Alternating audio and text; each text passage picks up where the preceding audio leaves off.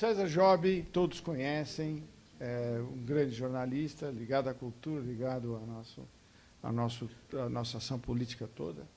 A Cris Olivieri, advogada, a Aline, advogada.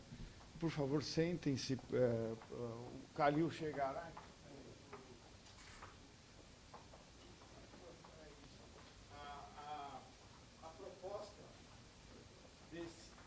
A proposta desse quadro é discutir política pública de cultura e de incentivo. Então, o moderador é o César Job, o Calil é dirigente cultural, professor universitário, intelectual, uma pessoa que dispensa apresentações aqui para o nosso meio. Então, o César, a partir de agora, dirigirá o debate. Vamos tentar fazer, se conseguirmos, pela metade do tempo que nós tínhamos, porque foi avançado bastante. O ministro pediu meia hora e falou quase uma hora, né? Um pouco. Tá bom.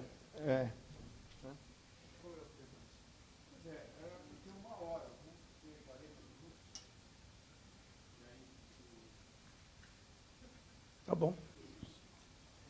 Bom, vamos lá? Então, boa noite a todos. Nós acabamos de ouvir o ministro da Cultura, que pareceu um gestor muito competente em apresentar a situação, uma espécie de check-up da situação do MINC, e em números que impressionaram. Eu adorei ouvir a palavra desburocratização um monte de vezes, e aí ficou claro que o mercado cultural, a economia criativa cresceu, cresce e crescerá a índices infinitamente maiores que o Brasil. E isso é impulsionado pelas leis de incentivo e pela lei do audiovisual. As leis de incentivo, elas são relativas à renúncia do Estado. O Estado deixa de receber imposto. E o audiovisual é feito em cima de taxação de setores específicos. E o MINC é um gestor de toda essa verba, que dá aí quase 3 bilhões de reais, porque o dinheiro que ele recebe de orçamento mal dá para ele pagar as próprias contas. Então, é óbvio que esse dinheiro, que é levantado dessas duas maneiras, é imprescindível para a propulsão da economia criativa. Agora, as leis de incentivo, especialmente a Lei Rouanet, a gente tem no Estado de São Paulo, ainda temos o PROAC no âmbito estadual, e temos a Lei Mendonça no âmbito municipal. É claro que os números são completamente diferentes. Nenhuma delas chega nem aos pés do 1,5 bilhão que a Lei Rouanet consegue arrecadar. E é claro que elas têm lados positivos, óbvio, mas tem vários críticos. Eu queria começar exatamente conversando com o Calil, o Carlos Augusto Calil, que ele tem uma visão que ressalta aspectos negativos das leis de incentivo. Vamos falar disso, Calil?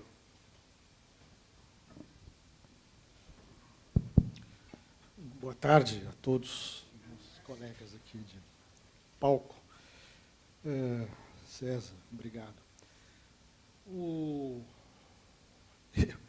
Eu estou aqui diante de duas advogadas. E eu consegui, na minha vida, acho que com sucesso, passar ao largo do Largo de São Francisco. Apesar de ter juiz e advogado na família. E, portanto, o meu papel aqui só pode ser de advogado do diabo, tá certo? Já que elas farão o advogado, as advogadas de Deus.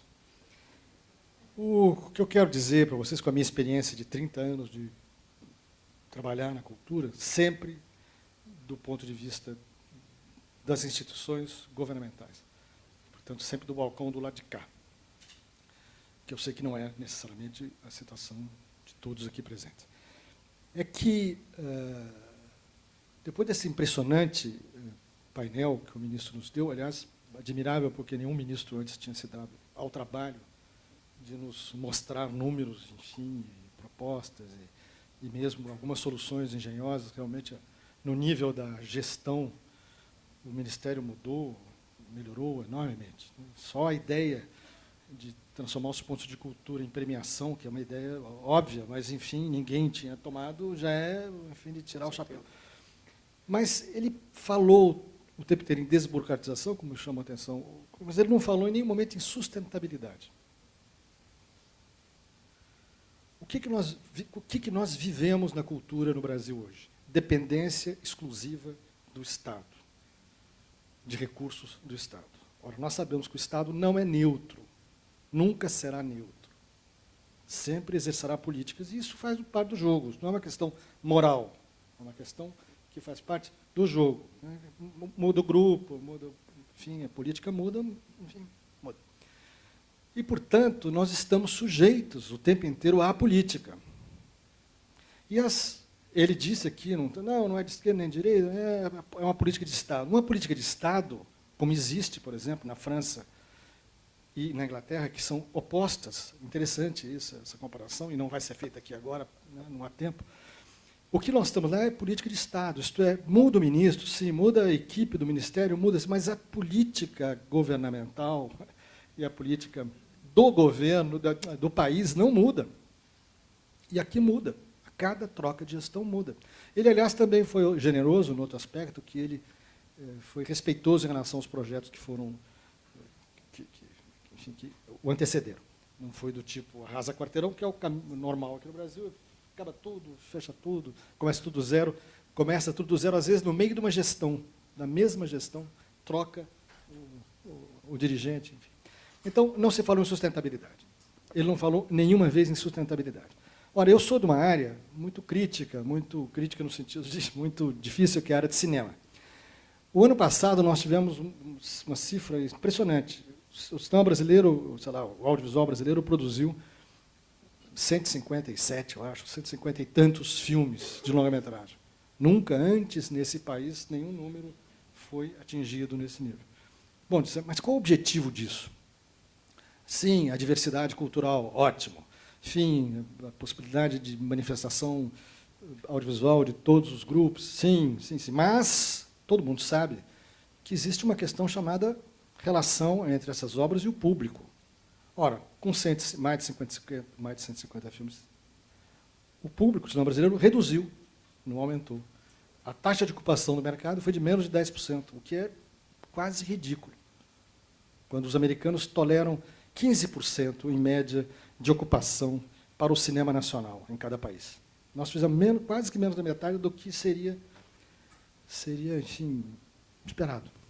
O que significa isso? Significa que investimento em cultura é muito bom, mas não resolve o problema necessariamente. É preciso saber como investir. Em que investir? Não sei se vocês viram aqui, e isso não é nenhuma, enfim, consequência do ministro, eu anotei aqui os valores para a lei de incentivo fiscal, que, a rigor, atingem todas as áreas, né, menos o cinema, dão, esse número aqui, não, para mim dá mais. Deixa eu ver aqui. Aqui, o cinema terá, em 2018, 1,5 bilhão.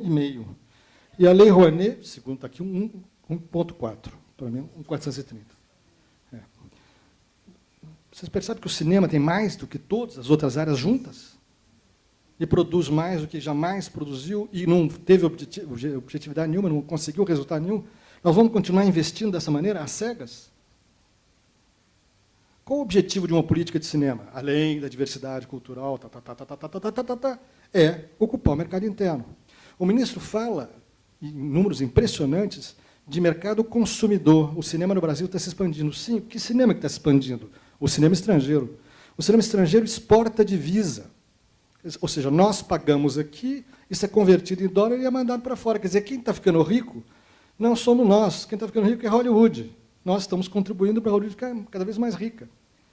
E aqui o dinheiro não rende e não circula, portanto. Portanto, nós estamos falando de uma ponta do sistema, que é investimento. Claro que sem investimento nada acontece. Pelo amor de Deus, não me interpretem mal.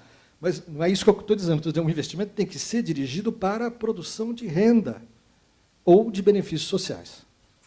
Tá certo? Não pode ser só uma coisa nem só a outra, as duas coisas juntas. Então, toda uma explanação muito boa, muito de economia da cultura, fala pouco de cultura e fala pouco de economia política. Então, eu vou dizer sobre a lei de incentivo. Eu tive uma experiência de lei de incentivo que é assim, quase que patética. Nomeado secretário de Cultura assim, de uma hora para outra, eu entrei numa Secretaria de Cultura muito desaparelhada e sabia que tinha muitos desequilíbrios, então eu fiz lá as minhas prioridades e não dei, estou fazendo aqui um meia-culpa, não dei prioridade, no primeiro momento, à Lei Mendonça, que é uma barbaridade. A Lei Mendonça, para vocês terem ideia, é muito pior do que a Lei Rouanet. A Lei Rouanet não era ruim, a Lei Rouanet foi descaracterizada por lobby, basicamente dos cineastas, que são os maiores lobistas que tem na cultura, para transformar um investimento que antes era de parceria, e esse é um conceito importante, quer dizer, uma parte do governo, outra parte do privado, em 100%. 100% é privatização de dinheiro público. Desculpe a franqueza. Transferência de 100% é privatização de dinheiro público. A lei de incentivo tem como princípio a ideia da parceria. Isto é muito melhor quando o governo, junto com o privado, isto é, o governo, junto com a sociedade, desenvolvem um projeto cultural. É muito mais legítimo, provavelmente, né? Quando só o privado faz ou quando só o governo atua. Ora, o que aconteceu com a Lei Rouanet foi essa descaracterização. Ela passou a fornecer 100%. Isso o que acontece como consequência? O privado, que investia em cultura antes da Lei Sarney, que é a primeira desgraça que aconteceu no Brasil, né, já lá muito tempo atrás. De 86. Sim, e que é uma outra barbaridade. Eu recomendo que leiam o texto, porque o texto é uma barbaridade. Barbaridade no seguinte sentido, não é qualquer pessoa, desde que uma empresa inscrita no Ministério da Cultura apresenta qualquer projeto, esse projeto pode captar recursos sem nenhum controle, sem nenhuma devolução para a sociedade. Quer dizer, é uma coisa impensável. Bom, isso para dizer para vocês o seguinte, essa lei, que é uma lei pensada como parceria, foi descaracterizada. Isso, o que acontece? As empresas que antes praticavam uma política cultural corporativa, como, por exemplo, a White Martins, que eu me lembro, a Shell, elas foram incentivadas a investir dinheiro bom. Se o dinheiro é dado de graça, um dinheiro público, né, que é privatizado, por que eles vão botar a mão no bolso? Não há motivo nenhum para isso. Criou uma facilidade, criou uma liberalidade no uso do recurso público que não é educativa, nem é cidadã. E muito menos não avança na direção de uma parceria entre o privado e o público. É simplesmente um laissez-faire. É a ideia, eu fiz um artigo uma vez que chamava incentivo ou renúncia. Então, é uma questão de ponto de vista. Nós estamos falando de incentivo fiscal ou de renúncia fiscal. Do ponto de vista de quem recebe, é incentivo. Do ponto de vista de quem dá, é renúncia. Não é isso? De que lado você está? Para brincar com o 3%, né, que vocês devem ter visto, feito lá por eles, alunos do nosso departamento, 3% a sério. De que lado você está? Você precisa decidir de que lado você está. Eu sempre tive do lado de cá, do lado da renúncia. O governo renunciou a uma política cultural sustentável e que no horizonte criasse condições de um mercado. Eu me lembro da esquerda furiosa, reclamada, o ministro falou disso também, da esquerda reclamada da lei de incentivo, que ela era uma lei de mercado, lei para o mercado e tal. Quem dera tivesse sido uma lei para o mercado, porque se ela tivesse criado o mercado cultural, hoje o governo estaria ocupado em atividades não comerciais, atividades que não têm sustentabilidade, certo? Estaria um universo muito mais definido. Hoje não. Essa parafunda toda do Ministério é um caos, não sei se vocês viram, é enorme. Né, enfim. Isso tudo para dizer para vocês o seguinte, a lei de incentivo não pode ser política central, eixo central. Ela não é estruturante. Ela é uma política complementar de uma política pública. Ela deve existir, mas o nosso grau de liberalidade é impressionante. Eu me lembro de um seminário muito interessante que foi feito no Sesc Belenzinho, acho que por ocasião até da inauguração do Sesc Belenzinho, que houve todos os dirigentes culturais do Brasil vieram, secretários, dirigentes de museus, tal, toda a nata da gestão cultural brasileira na época, e teve um grupo do Ministério da Cultura, Comunicações, Turismo, Esportes da Inglaterra. Porque nenhum lugar do mundo tem Ministério da Cultura só. Já vou avisando a vocês que isso é uma jabuticaba. Então lá são essas 4 coisas, 5 coisas. E eles têm uma política muito interessante que sobre a qual nós devíamos nos debruçar, muito mais interessante que a nossa e melhor, na minha opinião, que a francesa, mas também não é o assunto de hoje.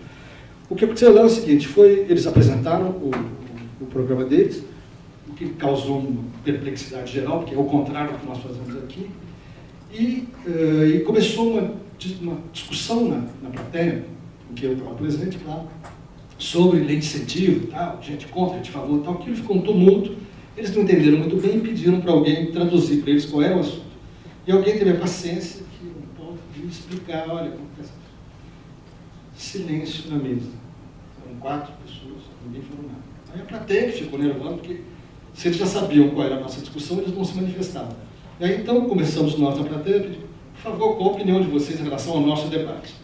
Depois de se entreolharem, o vice-ministro da Cultura, que era o mais graduado, pegou o microfone e disse, se eu entendi bem, e disse, é uma lei que faz assim, então o governo está tentando... É isso. Na Inglaterra, isso é unthinkable. Ou seja, a nossa lei é unthinkable, é impensável no país que inventou o liberalismo.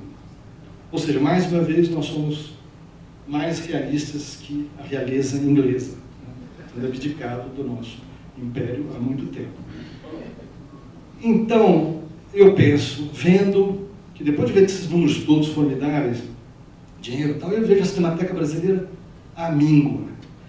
Eu vejo que já foi bastante provida de recursos em governos anteriores, mas cujo modelo de gestão levou à miséria. Eu li, vocês devem ter lido, no dia 20 de maio, saiu uma matéria, 2 matérias da Folha de São Paulo, eu vou encerrar, para poder deixar boa coisa. Se bem que eu queria te falar mais, mas vamos lá. 2 matérias da Folha. Uma, de página inteira, sobre o Museu Nacional. O Museu Nacional é o museu mais importante do Brasil. O diretor tirou uma fotografia na primeira página da Folha Ilustrada, com a parede descascada atrás dele. Ele falou, de propósito, eu não tenho vergonha de mostrar. Ele precisa de R$520 mil por ano para manter. Ele não recebe, desde 2014, R$520 mil para manter o Museu Nacional, que é o museu mais importante do Brasil. E ele queria inaugurar uma sala agora, porque vai fazer... Por que essa matéria? Porque vai fazer 200 anos agora, esse mês, do Museu Nacional da Quinta Boa Vista. Ele quer reinaugurar a sala mais atraente dele, que tem lá o famoso Dinoprato, que é o grande dinossauro brasileiro. Ele quer reinaugurar porque aquilo atrai público e tal. Ele precisa de R$50 mil para reabrir a sala do Dinoprato. Ele não tem esse dinheiro. E ele então abriu um crowdfunding, né, e conseguiu 40 mil só. Então ele não tem condição de abrir para a data. Então, vocês percebem onde nós estamos? O Ministério da Cultura não pode, dos trilhões que tem aí, bilhões que tem, assim como o Centro Cultural de São Paulo precisa de uma dinheiroca, né, também o Museu Histórico Nacional, que é do governo federal, ele vai dizer, bom, mas não é do Ministério da Cultura, é do Ministério da Educação, não importa, o Ministério da Cultura tem que zelar pelos museus nacionais. O Museu Nacional não é só aquele que está dependendo dele. A Biblioteca Municipal Mário de Andrade é um museu nacional, deveria receber todo ano uma dotação federal, assim como o MASP, assim como várias instituições têm dimensão nacional, isso em qualquer lugar do mundo acontece. Bom, segunda coisa que eu li no jornal recentemente, na mesma Folha de São Paulo. Não sei se vocês viram, mas, por exemplo, na praça perto da minha casa, na Praça Pan-Americana, tem uma barbaridade, que é uma boca enorme, né? Depois um caldo, não sei do que é um projeto da Gessi Lebre que custou R$2 milhões da Lei de Incentivo Federal para Eu até anotei aqui, essa aqui vocês me perdoem, eu tenho que ler porque é impagável. Né? Não, essa, a justificativa pela qual o Ministério aceitou o projeto de renúncia fiscal de 2 milhões de reais. Diz assim: trabalhar o conceito de arte da forma mais abrangente. É tão abrangente que não tem arte nenhuma. É coisa de publicitário. Olha, ninguém, depois de 27 anos da lei, ninguém sabe perceber quando tem malandragem de publicidade, quando não tem cultura. Não tem cultura aí, nenhuma. E nós abrimos mão de 2 milhões quando o Museu Histórico Nacional... Eu estou falando essas coisas para trazer a realidade. A realidade é muito mais triste e muito mais patética do que essas grandes análises. E eu reconheço, que fique muito claro, que o ministro, nunca nenhum ministro antes desse país abriu a caixa preta como a gente viu hoje. Para o bem e para o mal. Ali dá para saber quanto é custeio, quanto é investimento, quanto é cinema, dá para fazer análise e boas teses aí. Só para contar para vocês como é que eu me deparei, eu comecei depois de ver, me deparei com o problema da lei de incentivo, na prática, na experiência. Eu assumi em 2005, entrei pela janela para apagar incêndio, né, como todo bombeiro entra pela janela para apagar incêndio, na Secretaria Municipal de Cultura, e deparei-me com uma situação na qual a Lei Mendonça vigia, e nela você não podia, havia uma comissão que não podia analisar orçamento. Ela não podia analisar mérito, só podia analisar orçamento. Bom, ela analisar orçamento, não sei como, porque havia projetos ali de lei, de livro de borboleta por 300 mil reais. Só para vocês terem ideia de que orçamento é esse. Bom, enfim, um dia chega uma assessora da área e me pede para assinar a liberação de 1 milhão de reais, em 2005, de um projeto de incentivo cultural que já estava aprovado. Só faltava liberar o recurso. E ao secretário só caberia isso, só cabia liberar o recurso, não podia discutir o mérito. Eu perguntei, mas o que é isso? Eu estava lidando com 20 milhões de dívidas da gestão da prefeita Marta Suplicy, só na cultura tinha que pagar. Do orçamento de 176. Eu tinha, portanto, muito pouco dinheiro para tocar naquele ano, não podia fazer nada. Ainda ia dar 1 milhão de reais. Mas que projeto era? Era um projeto de jazz do Barbareto. Vocês conhecem o Barbareto? Conhecem? Ok. Um projeto de jazz, eu fui olhar, de altíssima qualidade, jazz só americano, dinheiro exportado. Eu perguntei, mas eu não estou entendendo muito bem, por que nós estamos que... Não, porque aí é o seguinte, a pessoa vai lá no Barbareto, paga 250 de cover artístico e tal, e assiste um festival de primeiro nível. Eu falei assim, mas por que a prefeitura tem que pagar um projeto do Barbareto? Ah, mas nós só não pode entrar nessa discussão. Eu falei, tá bom, eu não vou assinar.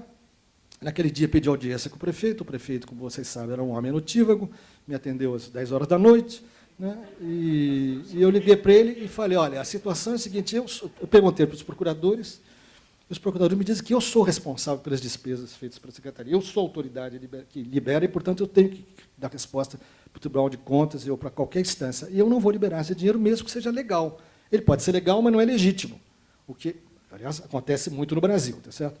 Ele falou, bom, mas o que você quer que eu faça? Eu falei, eu quero que você me dê cobertura para um decreto que vai reorganizar essa lei para que a gente instaure o espírito público e a imprescindibilidade do dinheiro público na execução do projeto. Porque a pergunta é, o Barbareto precisa de dinheiro público para fazer este projeto cultural? Não.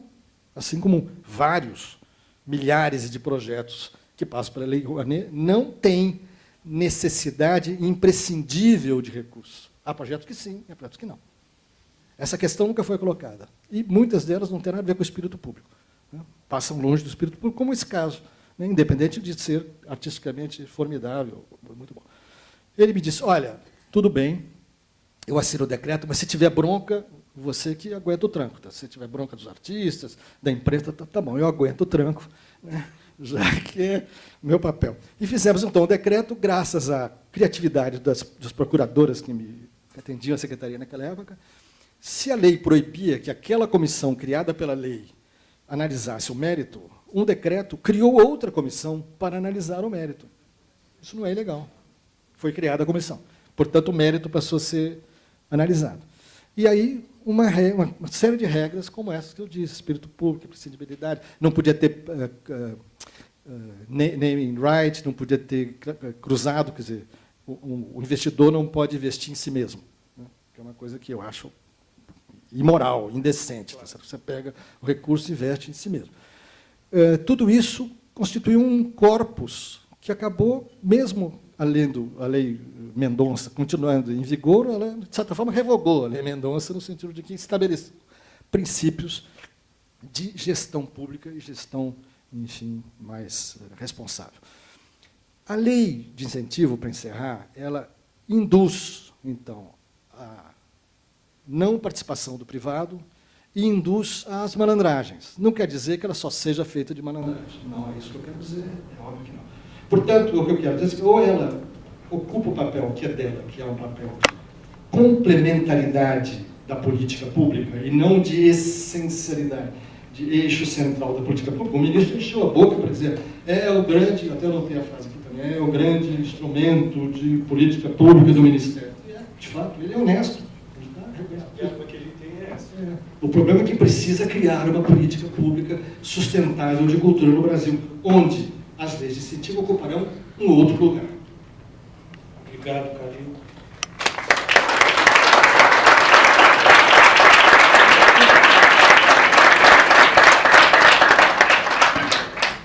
Você mencionou em en passant aí um dos fatores que levam mais pessoas a serem contra as leis do incentivo, que são exatamente o poder que o investidor tem de investir nele mesmo.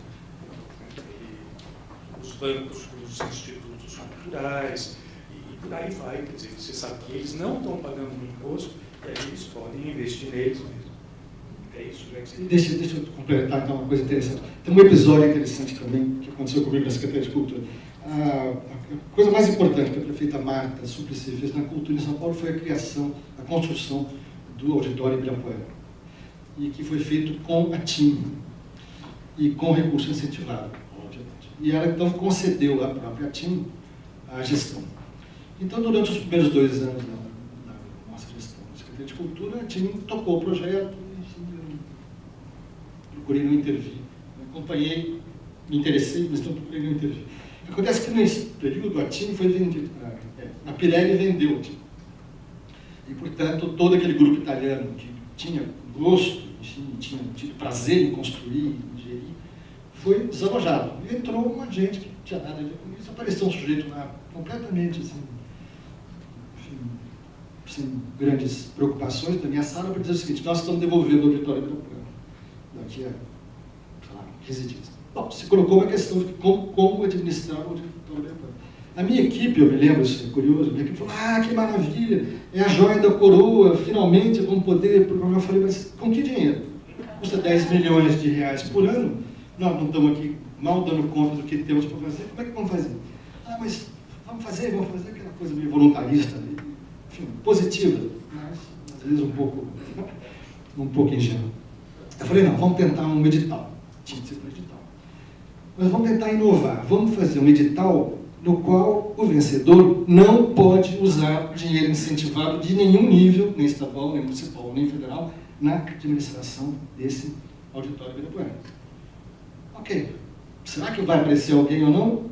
Lançamos, e apareceu o Itaú Cultural. E aí, quando me disseram, o Miru Vilera me telefonou, nós vamos então entrar, entramos e ganharam, porque foi o único que entrou, então ganharam, obviamente. Não houve nem comparação. Eu falei: vocês leram direitinho? Não vão poder... Não, sim, lemos direitinho, não pode usar dinheiro incentivado. Ótimo. Então, tá bom. Assinamos o convênio e tal, e passou o Itaú Cultural a administrar o Auditório Ibirapuera. Eu não sabia disso na época, mas eu soube depois que criou um problema no Itaú Cultural. Porque até então o Itaú Cultural tinha os seus salários dos seus funcionários pagos com lei de incentivo. Certo? Certo? Indiretamente, né? Não, acho que não pode ser diretamente. Não pode ser para custo. Estava tudo dentro da lei de incentivo. Quer dizer, não havia dinheiro do Itaú. No momento em que o auditório passou a ser pago pelo banco, criou um regime duplo. Isso criou uma tensão interna que levou o banco a tomar a decisão de passar toda a folha do Instituto Cultural Itaú para o banco. E, portanto, atirei no que vi, acertei no que não vi, porque é papel do Estado induzir, né, a boa aplicação e a bom comportamento, né, também da sociedade, não só do outro lado também. Né? E hoje o Instituto Cultural Itaú tem toda a sua folha no Banco Itaú. Né? Contribuir de uma maneira indireta para o incremento do Tesouro Nacional e a poupança. Obrigado de novo.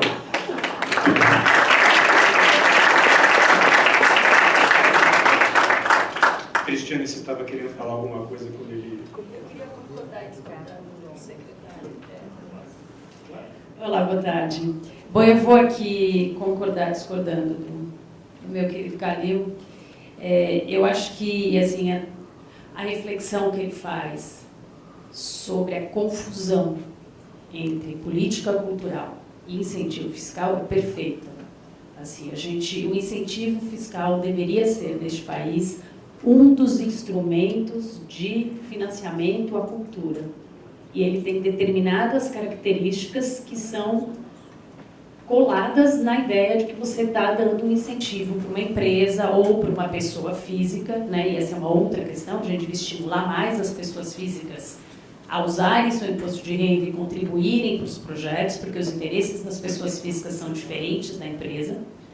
Mas ele tem um papel.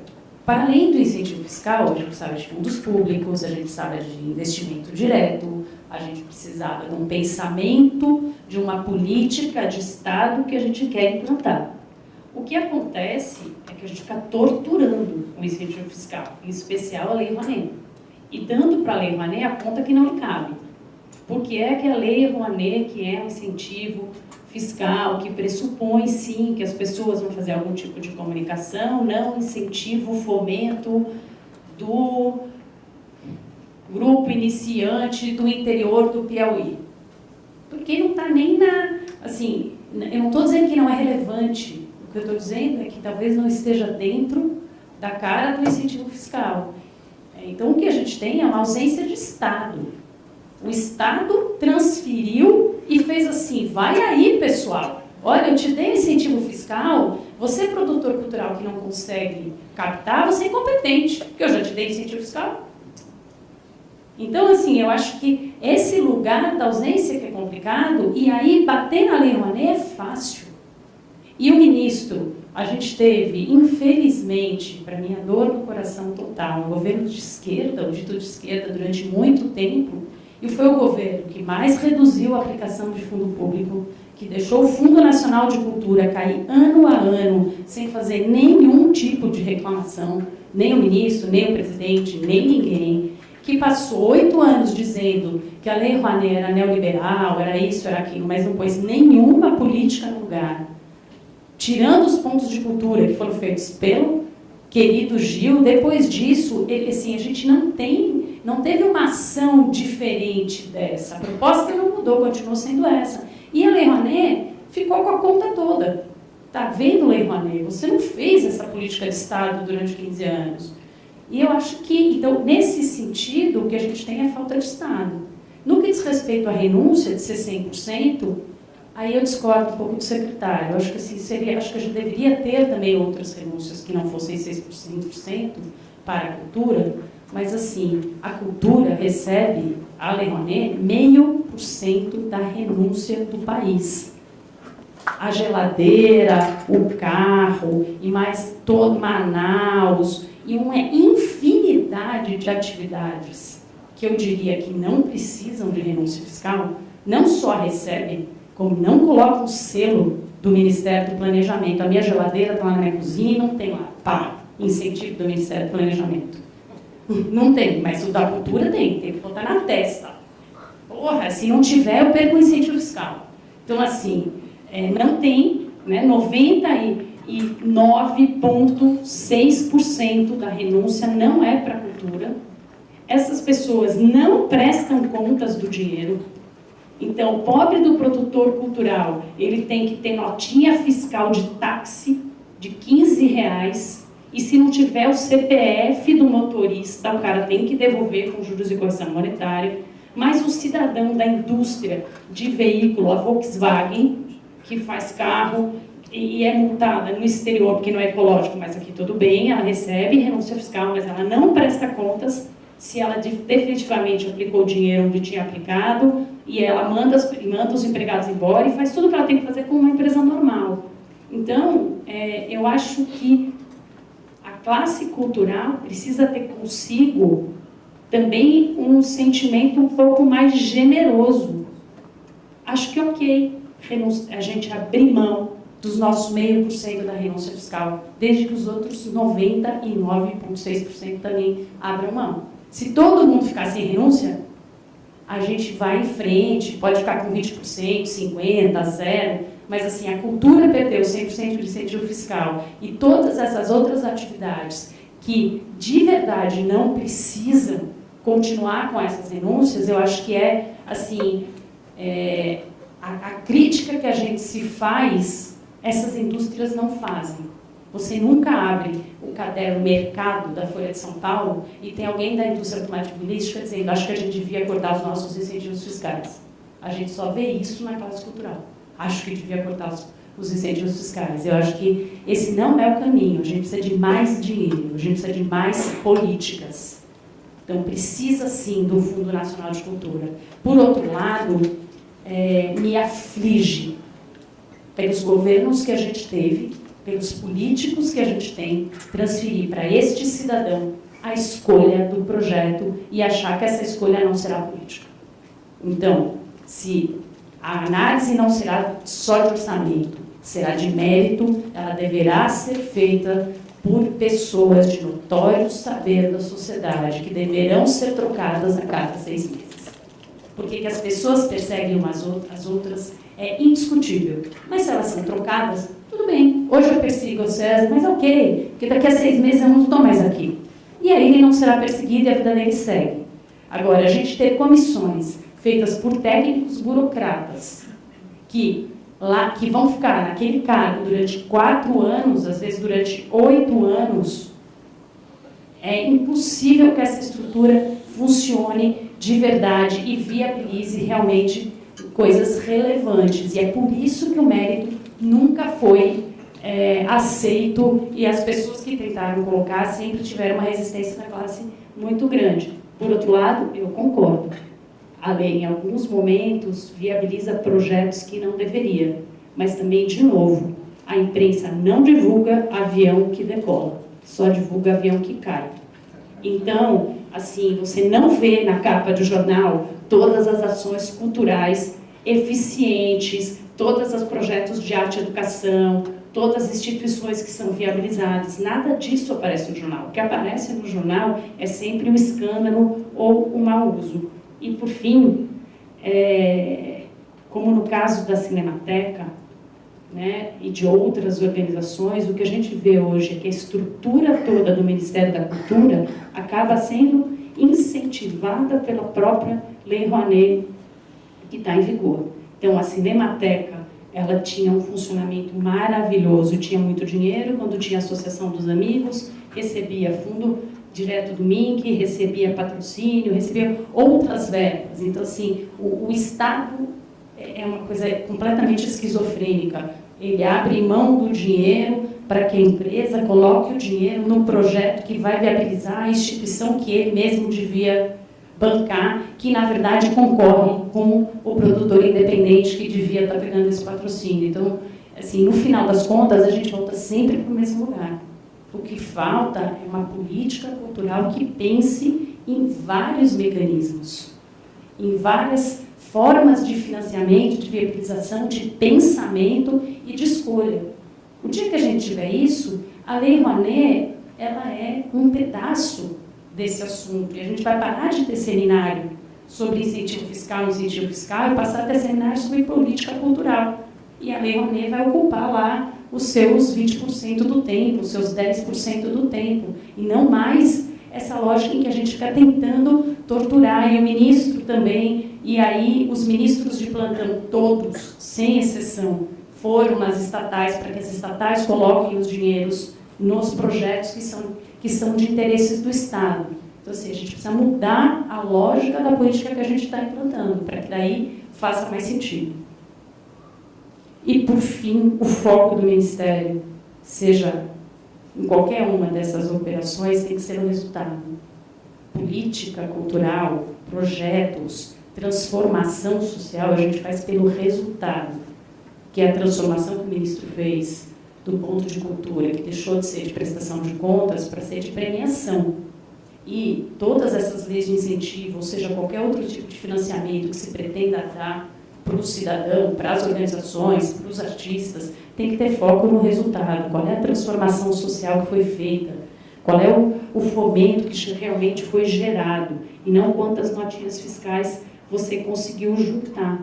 Se hoje o Ministério também tem muita dificuldade de se justificar, é porque ele não tem nenhum número, não se sabe do ponto de vista do alcance, qual o número de pessoas alcançadas, qual o número de vidas transformadas. E eu acho que é isso que a gente precisa perseguir. Obrigado, Cristiane.